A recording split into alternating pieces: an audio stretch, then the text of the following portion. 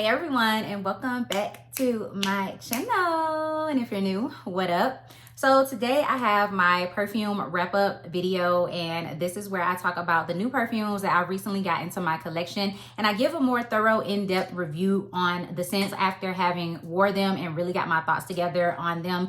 So I do have quite a few of these types of videos. So if you guys are interested in hearing more reviews on perfumes and you guys want to kind of see which perfumes I have in my collection, I will go ahead and I think it's this one. I will go ahead and link that in the cards for you guys so you can go and check out those videos and hear my thoughts on new perfumes. So I haven't been bringing too many perfumes into my collection, which is strange and unlike me. But again, y'all know I'm moving. So, you know, after I move, I think I will start back bringing perfumes into my collection. But I like most of them. And then there's one that's kind of like, but yeah, if you guys want to see my thoughts and an in-depth review on the perfumes this time around, then just keep on watching. Okay, so let's just get the one out of the way that I know you guys are wondering about. A lot of you have probably already purchased this. This is the Kayali Vanilla Royale Sugared Patchouli 64 perfume. So let's just preface this by saying, you guys know I am not the biggest Kayali Vanilla 28 fan. So this perfume is very reminiscent of Vanilla 28. But you guys know that that is not like one of my favorite perfumes. That is not one of my favorite vanilla perfumes. It's not one of my favorite gourmand perfumes. If you do find that scent enjoyable, you could probably find this one enjoyable as well. Let me just start out by saying this is not a gourmand. This is in no way a gourmand. And I tell you guys that about Vanilla 28 all the time. I don't feel like it's strictly a gourmand fragrance. I feel like it's more of a floral gourmand fragrance, but that's just my opinion. This one is definitely 100% not a gourmand at all. With that being said, you know, this is not my scent profile. This is not my type of scent. And it's not just because it's not a gourmand.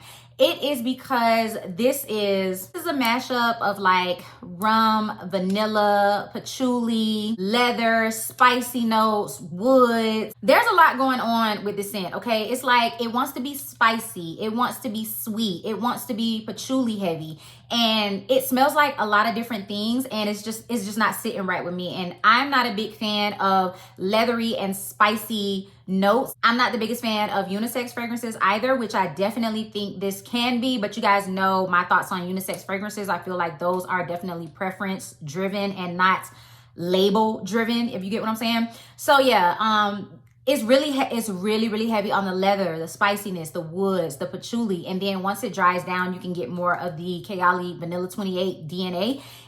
But it still really does hold on to that spicy leatheriness even after it dries down. So I know that a lot of people have said to them, once this dries down, they just get straight Vanilla 28. And I can't agree with that because I still get the spicy leatheriness of this scent. And then also when it dries down, it has this powdery kind of cocoa butter undertone to it.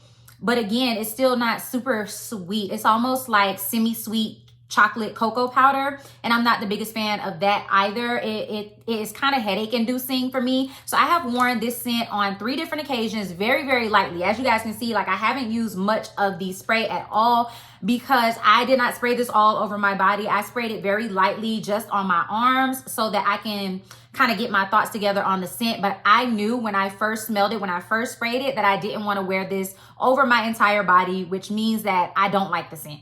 If I'm not wanting to spray a perfume over my entire body to wear it and test it out for the day, then I feel like I don't like it, especially if I've tried it on 3 different occasions and neither one of those occasions I wanted to wear it over my whole full body. That lets me know a lot. So I am not the biggest fan of this. The dry down is a little bit better than the initial spray, but it's still not for me, and I am not going to classify this as a gourmand fragrance at all. But let me tell y'all, this lasts forever on the skin. So the fact that I'm not the biggest fan of this fragrance and it lasts on the skin, I literally had to wash this off eventually because this lingers. Like, it really is beast mode. And I don't know, I think it's just because of the different notes that it has in here. Those notes are like what grounds a fragrance and what holds it. So I feel like those fragrance notes are really what makes this perfume project, okay? Because you can definitely overspray this and then it's going to linger and create like a scent bubble around you. It lasts on the skin for a very long time. I'm talking about 8+ hours on the skin, okay? So yeah, no, this just isn't for me. It's not for me. I will probably be passing this on to somebody else because I know that I'm not even just going to like wear it around the house or anything like that. I just don't want to be bothered with it. So this is not for me. Kayali Vanilla Royale is not for me. The next new fragrance I have in my collection, this is Sweet Tooth by Sabrina Carpenter. And one of my subscribers let me know about this scent. And when I saw it, I immediately bought it because it's a chocolate bar. And it was described as being like a sweet and gourmand type of fragrance. So the scent profile is supposed to be sweet, vanilla, powdery. So I figured that I would love it, okay? So this is a very light scent. When I first spray it, I definitely get that initial blast of like the sweet candy ginger as well as the bergamot. And that's nice because I do like a bergamot opening. Usually I don't like ginger, but because it's candied ginger and it's sweetened, I feel like I do like it. And in the initial spray, I also get like marshmallow fluff. It's very candy-like in the opening, but then as it starts to dry down, I do get the powdery chocolate. No, it's not a creamy milk chocolate note like I was expecting at all. It's definitely more like chocolate powder. And then I also start to get the coconut. I start to get the musk. So it's nice when it's first sprayed, and it's also nice when it dries down as well. But if you were going into this with the mindset thinking that it was going to be like this sweet, creamy milk chocolate scent, in my opinion, it's not. It's definitely more of like a powdery chocolate scent. And even one of the scent profiles of this scent says powdery, and I definitely think that you can smell the powderiness in here. But you guys know a scent that I feel like this would pair extremely well with. That is Strawberry Snowflake from Bath and Body Works, because I feel like they both have that like sweet marshmallow fluff type of note. This one is different. They are similar scents, but then they're obviously different because this one has a little bit more notes in it to make up the perfume. But to me, I feel like they're similar and they would pair really, really nicely together. So this is also not a heavy or a strong projector type of perfume. Like, it's more of an intimate type of scent, but it definitely lasts on the skin. I would say that you can get for like 4 hours, depending on how you do your body care. Probably no more than 6, but I definitely feel like this can last on the skin for a good amount of the day, and then you can go ahead and respray. This definitely does last on clothes though. Again, it's more of like an intimate type of scent. So it lasts on the clothes. When you walk by somebody and you create a wind, you probably won't be able to smell it. But if somebody is hugging you or on you, then they would be able to smell this on your clothes. So it's not a heavy projector and it doesn't last extremely long on the skin, but it's still a really, really nice fragrance. I think it's very girly, very pretty, very fun, you know, and this is really inexpensive. You can get this at Walmart. You can get it at Walgreens. I think for like a 1 ounce, it's like $30. So, you know, it's super inexpensive and just something nice and light and pretty to have. I will definitely be pairing this with more and more things to see what kind of combinations I can come up with. But for right now, Strawberry Snowflakes is my combination with this. So that is Sabrina Carpenter's Sweet Tooth. Now, Choco Musk, I'm not going to spend too much time talking about this one because y'all know how I feel about this one. I love this scent. So it says that this scent has more scent notes in it than what I smell, because me personally, I literally just get a chocolatey vanilla sweet soft scent. And the vanilla in this kind of reminds me of the vanilla in Ultra Maze Vanille. It smells like the same vanilla, but this is so different than vanilla because this one has the addition of that like creamy milk chocolate. Now, this is the type of chocolate that I wanted to smell in Sabrina Carpenter. It is just so smooth and it's super creamy and gourmand. I love this as a layering fragrance. I'm not sure why some people have said that this doesn't last on them. It's not a projecting type of scent. This is another type of intimate type of scent, but this definitely lasts. And this is more oil based, so like when I spray this on my skin, I can literally see the oil from this perfume. And so I don't know why other people have issues with this lasting. Maybe it's because you guys get used to the scent, you go nose blind, but this lasts on the skin for forever, okay? Like For me, I don't have any issues with this scent lasting on me. But like I said, it's definitely more of an intimate type of scent, which is why I like mixing and layering this with other things, just to give it more of a boost and just to give it more of a chocolate feel. Or if I want to go full on gourmand chocolate and vanilla, then I'll wear this with my more chocolate and vanilla body care. But this definitely helps to boost other fragrances. And I definitely think that it helps other fragrances out. And plus, what I love about this fragrance is how inexpensive it is. So you can spray away and it'll just be so delicately light and not overpowering, and you'll still smell amazing. You'll still smell like a snack and sweet.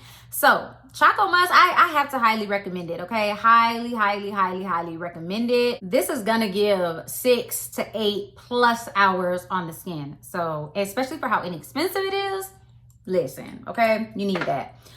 Okay, so the next fragrance I'm going to talk about is one that I was really, really excited to get. So this is another fantasy flanker from the Britney Spears line, and I love the Britney Spears perfumes, okay? I have a few of them in my collection, and I really do like the flankers. So I will say for this one, I was expecting something a little different. This is Naked Fantasy. And I was expecting something different, okay? Because this one is supposed to have the peach, the apricot, the vanilla. It's supposed to have the cupcake. It still has some floral notes in there, but I was not expecting this to be as sparkling and as fresh and as powdery as it is. But it's not in a bad way, because typically I am not a fan of super, super powdery type of scents. The powder has to be done right. Like, it really has to be done right if it's a powdery type of fragrance. But this one is definitely more of like this sparkling, kind of clean, soapy, shampoo-y, sweet type of scent. So I wouldn't categorize this as a gourmand just because of that soapy, fresh, powdery element to it. The cupcake in this is not heavy at all. It is not a heavy cupcake fragrance. Like, to smell the cupcake in this in the dry down, you really have to think about it. It's like, it's there, but it's not there how you would want it to be. So if you're going into this thinking that you're going to get this peachy apricot frosting cupcake type of scent, no, baby, that's not what this is at all. Think about how this bottle looks, and that's kind of how the scent smells. So it's a very light and airy, kind of crisp, kind of peachy, kind of sparkling type of scent. Like, it smells like what the bottle looks, how it's clear and how it's see-through. That's kind of what it smells like. It's not thick, it's not gourmand, it's not creamy, it's not frosting like. So yeah, this is a little bit different than what I was expecting, but it is very, very, very pretty. And I wore it with Hope Winter Peach Marshmallow. And I really did like that combination, because Hope Winter Peach Marshmallow is more of a gourmand fragrance to me, with that peach and that vanilla meringue and everything. It's more of a gourmand scent. So pairing this with Hope Winter Peach Marshmallow made it smell better. I really did enjoy that combination. This is a scent that I really, really do like. Now this one I feel like, because of the clean aspect, this lasts forever on clothes. Like, your clothes the next day will almost smell like laundry. Like, it'll kind of, like that soapiness, it'll kind of smell like that. On the skin, it's okay. It's like 6+ hours on the skin. It's not terrible, but it's not like the greatest at all. It's not like a super heavy projector, but it is nice. I think that is really, really nice on the skin. So yeah, I think this is a nice addition to my collection. I do like peach fragrances, so that one is nice. Okay, and so the next fragrance that I have to talk about is Carolina Herrera's Very Good Girl Glam. I wanted this perfume so bad. I love the bottle. I love the pink stiletto. This is just super nice. But then I saw the scent notes and I was like, okay, I can get with that. So you have like sour cherry, almond, rose, vanilla, vetiver. I was like, okay, I can get with that. I can get with her. And I smelled her in Ulta and I was like, oh, this is so femininely pretty. It's not as sweet as I was thinking from looking at the scent notes. So this one definitely has a powderiness to it as well. And I think that's a combination of the rose and the vetiver. And then the cherry in this is definitely sour. So while it still smells fruity, you definitely can pick up on that sour cherry. And I feel like the almond isn't like a creamy almond. It's more of like the dusty, nutty type of almond. So this fragrance isn't as sweet as I thought. This is definitely more of a perfumey, mature, womanly type of scent, but that's good because I feel like this has its occasions, okay? I definitely feel like this paired with 1,000 Wishes or even 1,000 Christmas Wishes or any of those like perfumey type of scents from Bath and Body Works, Triple Berry Martini. I feel like this paired with those definitely gives like grown woman, special occasion type of scents. Okay, it's not super fruity and sweet. It's definitely more on the mature side. It's more mature and balanced. Okay, and this is beast mode. Let me tell y'all, homegirl right here. I don't know if it's because of the rose or if it's the sour cherry combination with the rose, but this is beast mode right here. It's a perfume, okay? This one is going to last. Do not overspray this. Y'all see how much I used when it was on my perfume tray. I did not need a lot of this at all, and I love the sprayer. So when you spray this perfume, all of the sprayers on the Carolina Herrera Good Girl fragrances are really nice. It's a nice mist atomizer. So it's like a lot of perfume comes out, but it disperses itself because of the mister. So I do not need to overspray with this one because homegirl will take me out with that like sour cherry rose combination. So I don't have to spray a lot of this. It lasts forever on clothes, on skin. Like this is beast mode. You're definitely going to get 8+ hours out of this one if you do a whole body care layering routine, or if you put on Vaseline or something. Homegirl going to be on your skin, okay? She going to be on you all day. So this one was definitely a win for me. I'm really happy that I decided to get it. Really like this scent, okay? So those are all of the fragrances that I wanted to show you guys and give you guys my like full in-depth thoughts and opinions on. If you guys have any more questions about these fragrances, just let me know down in the comments and I will be sure to let you guys know. But that's it. That's literally everything that I have for you guys today. Thank you so much for watching. If you like this video, go ahead and give it a big thumbs up. Leave me a comment down below. If you're new, I definitely appreciate you. You should go ahead and hit that subscribe button. Join the Fragrance and Beauty Army, as well as that bell notification so that you can be notified every single time that I upload a video. And I'll see you guys in my next one. Peace.